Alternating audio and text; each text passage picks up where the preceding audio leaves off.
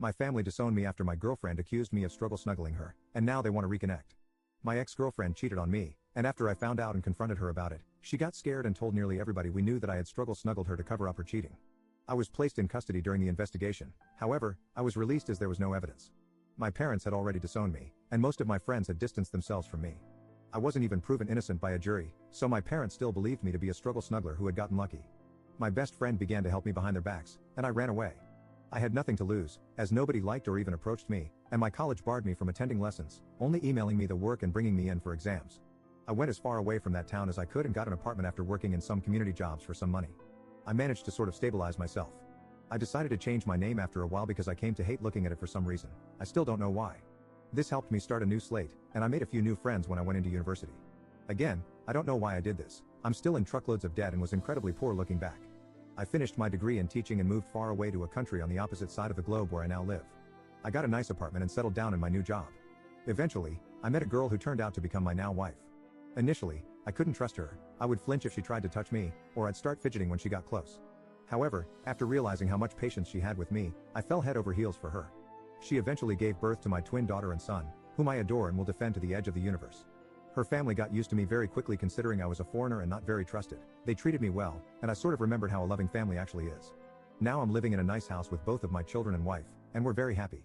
That is until last night when I was playing on our PlayStation with my son while my wife and daughter were in the garden. There was a knock on the door, and lo and behold, my father was there. He smiled weakly and began to speak, but I slammed the door so hard I scared my son. I took him to his room and called for my wife to take my daughter to her bed. She was freaking out, and so was I. My father kept knocking on the door, and I just broke down in that moment. My wife comforted me, and then answered the door for me. She asked who he was, and he said he was my father. I had given my wife a vague background of me, and she had nothing but sorrow for me. She looked understandably pissed and began to scream at my father for abandoning me and whatnot. After she calmed down, I told her to let him in and instructed her to go to our kids' bedroom to keep them busy while I talked to my dad. He explained that he was doing my ex-girlfriend a favor by clearing some stuff on her phone. While he was managing her messages, he stumbled upon a conversation between her and the guy she cheated on me with, expressing guilt for ruining my life and a desire to take it all back. My father didn't confront her, as he wasn't ready to revive a dead situation, but silently began to search for me to share his belief in my innocence. I don't even know how he found me, but I don't care because he's here. Now, for the part I need help with. I don't know what to do. I've considered my options after wandering through random streets and have come to some conclusions, but I'm not sure what the best decision is.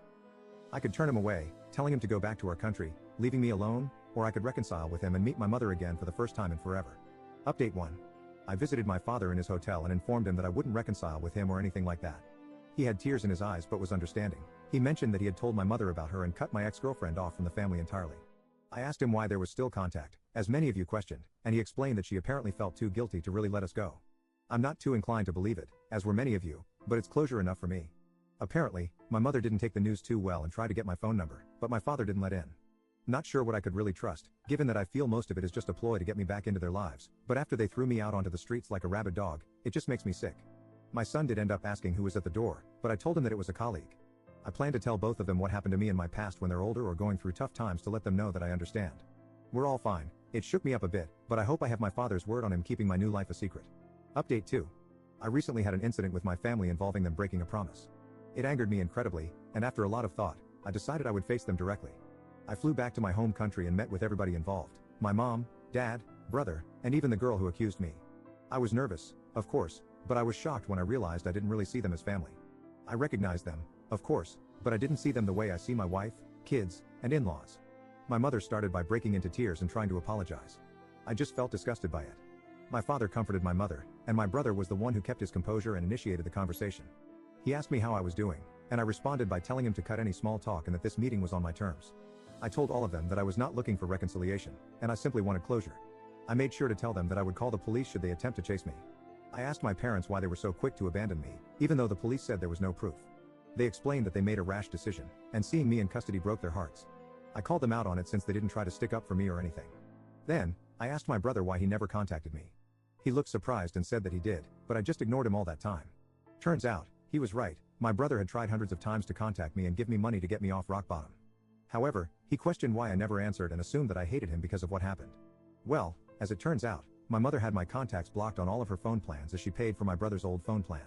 So, I couldn't even receive help when I was completely lost. Then, the cherry on top, my ex. I first asked her why she actually did it. She said that she was scared of what would happen and that she never stopped loving me even throughout it all. She claimed that every session of therapy made her feel even more guilty, as she knew it was all fake. She then told me that she hadn't dated anyone since, in hopes that I would come back, and she could apologize because an apology would apparently reverse time and fix it all. Even that turned out to be a bunch of lies because my father said that he found chat logs of 3 different partners she had when I was away. My ex broke down crying and tried to hold my hand. She had the freaking audacity to ask for another chance. This just made me spiteful, and I pulled out my phone and began showing all of them hundreds of pictures of my 2 children's milestones and the good times my family had together, our visits to cities, their first day of school, both of them and my wife in my arms. I told her that this was what she could have had if she wasn't so stupid, and my parents what they missed out on for not even hearing me out. I had a moment when I thought I had gone too far, but I realized that compared to what they did to me, I hadn't. My visit wasn't all miserable, though, as I met up with my old best friend and his family.